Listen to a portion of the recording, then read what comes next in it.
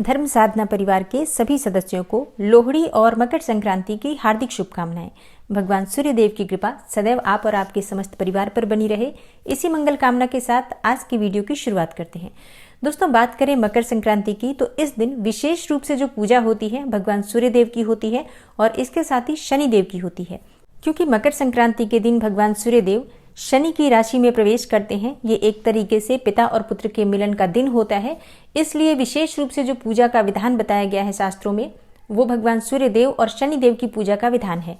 और हाँ, शास्त्रों के अनुसार आज के दिन मतलब मकर संक्रांति के दिन अगर भगवान सूर्य देव की विशेष रूप से आराधना की जाए तो निश्चित ही हमारे मन की कोई भी कामना हो वो कामना अवश्य ही पूर्ण होती है। क्योंकि आज का दिन भगवान सूर्य देव को समर्पित होता है। भगवान सूर्य देव की पूजा आराधना करने मात्र से, उन्हें जल अर्पित करने मात्र से ही समस्त प्रकार के सुखों की प्राप्ति हो जाती है, समस्त प्रकार की मनोकामनाएं पूर्ण हो जाती हैं। तो आज की वीडियो में मैं आपसे शेयर करने वाली हूँ कि मकर संक्रांति के दिन भगवान सूर्य देव की किस प्रकार से आराधना करें जिससे कि सरकारी नौकरी में आ रही बाधाएं दूर हो, धन प्राप्ति की कामना पूर्ण हो, नौकरी और व्यापार में, शिक्षा में आपको सफलता की प्राप्ति हो। और जिन दंपतियों को संतान प्राप्ति की कामना है, बहुत समय हो गया है और अभी तक संतान की प्राप्ति नहीं हुई है, तो सूर्य की पूजा करने से आपको उत्तम और योग्य संतान की प्राप्ति होती है, दीर्घायु संतान की प्राप्ति होती है। और हाँ, जैसे कि कई दंपत्ति ऐसे होते हैं जिनकी कामना होती है कि उन्हें पुत्र की प्राप्ति हो, मतलब उनके पास पुत्री होती है लेकिन पुत्र की कामना उनके मन में बनी रहती है। तो ऐसे में अगर आप मकर संक्रांति के दिन विशेष रूप से भगवान सूर्य देव की आराधना करते हैं और जिस प्रकार से मैं आपको बता रही हूँ जल अर्पित करने के लिए, अगर उस प्रकार से आप जल अर्पित करते हैं मकर संक्रांति के दिन और आगे भी नियमित रूप से आप इसी प्रकार से भगवान सूर्य देव की आराधना करेंगे तो विश्वास रखिए आपको मन वांछित संतान की प्राप्ति होती है। क्योंकि भगवान सूर्य देव की कृपा से पुत्र की प्राप्ति होती है, वंश की वृद्धि होती है। तो आज का दिन बहुत महत्वपूर्ण होता है और बहुत ही अचूक उपाय आपसे मैं शेयर करने वाली हूँ, इसलिए वीडियो को पूरा ज़रूर देखिए। और अगर आपको आज की वीडियो अच्छी लगे तो इसे लाइक भी ज़रूर कीजिए। दोस्तों, आपके लाइक्स, आपके कमेंट्स मेरे लिए बहुत महत्वपूर्ण होते हैं क्योंकि ये एकमात्र जरिया है जिनसे मुझे पता चलता है कि आपको ये वीडियो अच्छी लगती है और आपके लिए ये वीडियो उपयोगी है। तो अगर वीडियो अच्छी लगती है तो लाइक तो ज़रूर ही किया करें। इसके साथ ही कमेंट बॉक्स में माता रानी के नाम का जयकारा भी ज़रूर लगाएं, इससे आपको सकारात्मक ऊर्जा की प्राप्ति होती है। और अगर आपका कोई भी सुझाव हो, कोई भी प्रश्न हो या कोई विशेष वीडियो देखना चाहते हैं तो उसके लिए भी कमेंट बॉक्स में ज़रूर लिखें। और चैनल पर पहली बार आए हैं, अगर अभी तक आपने चैनल को सब्सक्राइब नहीं किया है तो आज की वीडियो अगर आपको अच्छी लगे तो चैनल को सब्सक्राइब ज़रूर कर लीजिए और बेल बटन को भी प्रेस कर लीजिए। तो इससे ये होगा कि इस चैनल पर जो नई वीडियो अपलोड होंगी उनकी नोटिफिकेशन आपको सही समय पर प्राप्त होगी।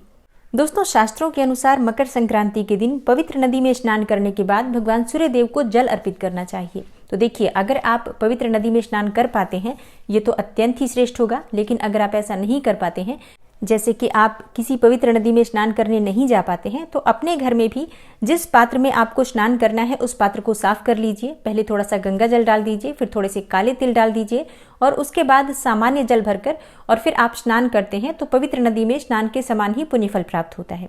और हाँ, स्नान के जल में अगर आप काले तिल मिलाकर स्नान करते हैं तो इससे आपको शनि जनित पीड़ा से मुक्ति मिलती है। जैसे कि अगर आपको शनि की साढ़े साती है, ढैया है या गोचर की वजह से आप परेशान हैं या राहु केतु का दुष्प्रभाव आपके ऊपर पड़ रहा है, किसी भी प्रकार से आप अगर शनि और राहु केतु की वजह से परेशानी में है, आर्थिक तंगी में है या फिर आप बीमार रहते हैं या कोई भी परेशानी है तो उस परेशानी से मुक्ति मिल जाती है अगर काले तिल डालकर स्नान करते हैं तो मकर संक्रांति के दिन काले तिल का विशेष महत्व होता है। हमें दान भी करना चाहिए और स्नान के जल में भी जरूर मिलाना चाहिए।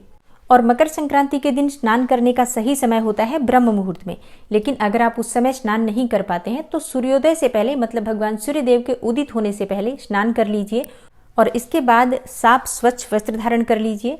और जैसे कि इस बार रविवार के दिन मकर संक्रांति है और भगवान सूर्य देव की आप पूजा करने जा रहे हैं तो प्रयास कीजिए कि आप लाल रंग का कोई वस्त्र धारण कर पाएं। नहीं कर पाते हैं लाल रंग का वस्त्र धारण तो जो भी आप वस्त्र धारण कर रहे हैं काले रंग के ना हो, इस बात का ध्यान रखिए। क्योंकि देखिए, आज मकर संक्रांति है और मकर संक्रांति को सनातन धर्म में सबसे शुभ दिन माना गया है, तो इसलिए आज के दिन शुभ रंगों का प्रयोग करना चाहिए और शुभ रंग के वस्त्र धारण करके ही भगवान सूर्य देव को जल अर्पित करना चाहिए। तो आप एक तांबे का पात्र ले लीजिए और जैसे कि कई लोगों के प्रश्न आते हैं कि हमारे पास तांबे का पात्र नहीं है तो हम क्या किसी और पात्र में जल दे सकते हैं। देखिए, भगवान सूर्य देव को जल अर्पित करने के लिए तांबे के पात्र का ही प्रयोग शास्त्रों में बताया गया है, क्योंकि सूर्य की जो धातु होती है वो तांबा ही होती है। परंतु अगर आपके पास तांबे का पात्र नहीं है तो आप किसी भी पात्र का प्रयोग कर सकते हैं, लेकिन प्रयास कीजिए कि आप जल्दी ही एक तांबे का पात्र खरीदें, क्योंकि भगवान सूर्यदेव की पूजा तो हम प्रतिदिन ही करते हैं और सनातन धर्म में सबसे आवश्यक माना गया है भगवान सूर्यदेव की पूजा को। भगवान सूर्यदेव को जल अर्पित करना ये हमारा परम कर्तव्य है और प्रथम कर्तव्य है।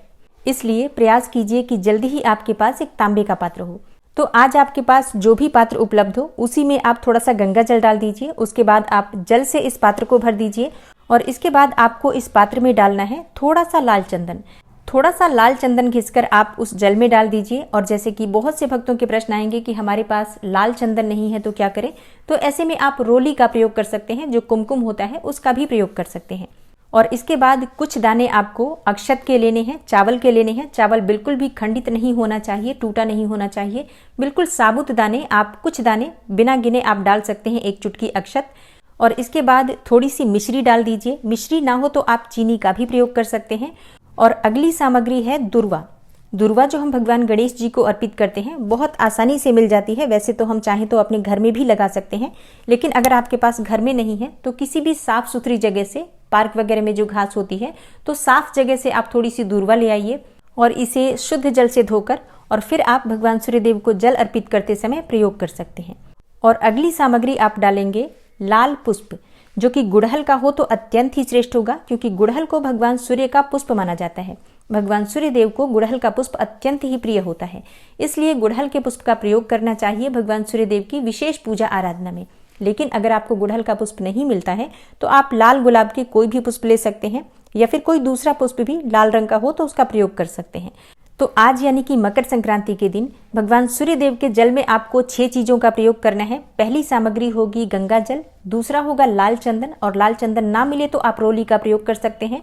अक्षत, जो कि चावल के बिल्कुल भी खंडित दाने ना हो, बिल्कुल साबुत दाने, मिश्री, और लाल पुष्प जो कि गुड़हल का हो या फिर गुलाब का आप ले सकते हैं, और दूर्वा। ये 6 चीजें आपको जल में डालकर और भगवान सूर्यदेव को जल अर्पित करना है। और जैसे कि कई लोगों के प्रश्न आते हैं कि भगवान सूर्यदेव को जल हम कब अर्पित करें, क्या ब्रह्म मुहूर्त में जल अर्पित कर सकते हैं या सूर्योदय के बाद हमें जल अर्पित करना चाहिए, भगवान सूर्यदेव को देखते हुए जल अर्पित करना चाहिए।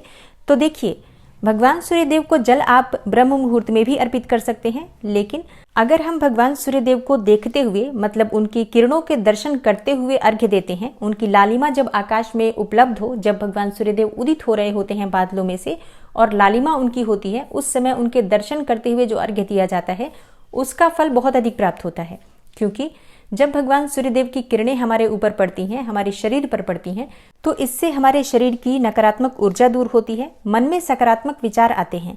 और किसी भी प्रकार से अगर आपके आत्मविश्वास में कमी होती है तो उगते हुए सूर्य के अगर आप दर्शन करते हुए उन्हें जल अर्पित करते हैं तो आपका आत्मविश्वास बढ़ता है। और जन्म कुंडली के कोई भी ग्रह जो अशुभ फल दे रहे होते हैं, सभी प्रकार के बुरे ग्रहों के दुष्प्रभाव से मुक्ति मिल जाती है। तो सभी प्रकार के ग्रहों का अगर आप शुभ फल पाना चाहते हैं, अपनी जन्म कुंडली को शुभ करना चाहते हैं, भाग्य को मजबूत बनाना चाहते हैं, समाज में, परिवार में मान प्रतिष्ठा चाहते हैं, सरकारी नौकरी की कामना है, शासन प्रशासन से आप लाभ चाहते हैं, संतान प्राप्ति की कामना है, या कोई भी और विशेष मनोकामना है, मतलब अपने जीवन में अगर आप सफलता पाना चाहते हैं, तो उगते हुए सूर्य को दर्शन करके और फिर आप उन्हें जल अर्पित कीजिए, प्रणाम कीजिए। वहीं खड़े होकर भगवान सूर्यदेव के मंत्रों का जप कीजिए। निश्चित ही आप किसी भी प्रकार की मनोकामना को रखकर ये उपाय करेंगे तो आपकी मनोकामना अवश्य ही पूर्ण होती है, ये शास्त्रों का कथन है। और हाँ, जैसे कि कई लोगों के प्रश्न आते हैं कि उनके घर से, जहां पर वो रहते हैं, वहां से भगवान सूर्यदेव के दर्शन नहीं हो पाते हैं, नहीं दिखाई देते हैं, या फिर अभी सर्दियां चल रही हैं, इस वजह से भी भगवान सूर्यदेव देर से निकलते हैं, तो हमें जल कब देना चाहिए और कैसे देना चाहिए। तो देखिए, सूर्योदय समय देख लीजिए आप। जब सूर्योदय काल का समय होता है तो सूर्योदय काल के बाद आप भगवान सूर्यदेव का स्मरण करके उनका मंत्र जप करते हुए जल अर्पित कर सकते हैं। पूर्व दिशा की तरफ आपका मुख होना चाहिए जब आप भगवान सूर्यदेव को जल अर्पित करें। ओम घृणी सूर्याय नमः इस मंत्र का जप कर सकते हैं, या चाहे तो गायत्री मंत्र का यथासंभव अपनी इच्छा के अनुसार कितनी भी संख्या में जप कर सकते हैं। तो मंत्रोच्चारण करते हुए भगवान सूर्यदेव को जल अर्पित कीजिए, और जिस स्थान पर आप खड़े होकर जल अर्पित करते हैं उसी स्थान पर खड़े होकर 3 बार परिक्रमा कर लीजिए।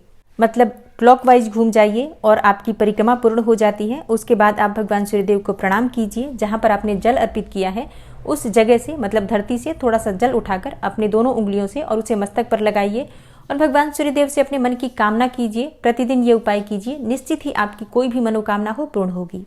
और मकर संक्रांति एक बहुत ही पवित्र दिन है, बहुत ही शुभ दिन है। तो आज आप भगवान सूर्यदेव को जल जरूर अर्पित कीजिए। और अगर आप अब तक भगवान सूर्यदेव को जल अर्पित नहीं करते थे, प्रतिदिन आप भगवान सूर्य की पूजा नहीं करते हैं, तो आज मकर संक्रांति है, मकर संक्रांति से प्रारंभ कर दीजिए। और हाँ, अगर आप चमत्कार देखना चाहते हैं तो मात्र 41 दिन नियम से भगवान सूर्यदेव को सही समय पर जल अर्पित करके और अपने जीवन में बदलाव का अनुभव कीजिए। भाग्य का साथ आपको मिलने लगेगा और किसी भी प्रकार की समस्या है, किसी भी प्रकार का ग्रह दोष है, किसी भी प्रकार का पितृ दोष है, सभी प्रकार के ग्रह दोषों से और पितृ दोषों से मुक्ति मिलने लग जाती है जब हम भगवान सूर्यदेव की आराधना करने लग जाते हैं।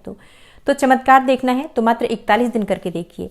और इसके बाद नियमित तौर पर प्रतिदिन भगवान सूर्यदेव की पूजा कीजिए, उन्हें जल अर्पित कीजिए।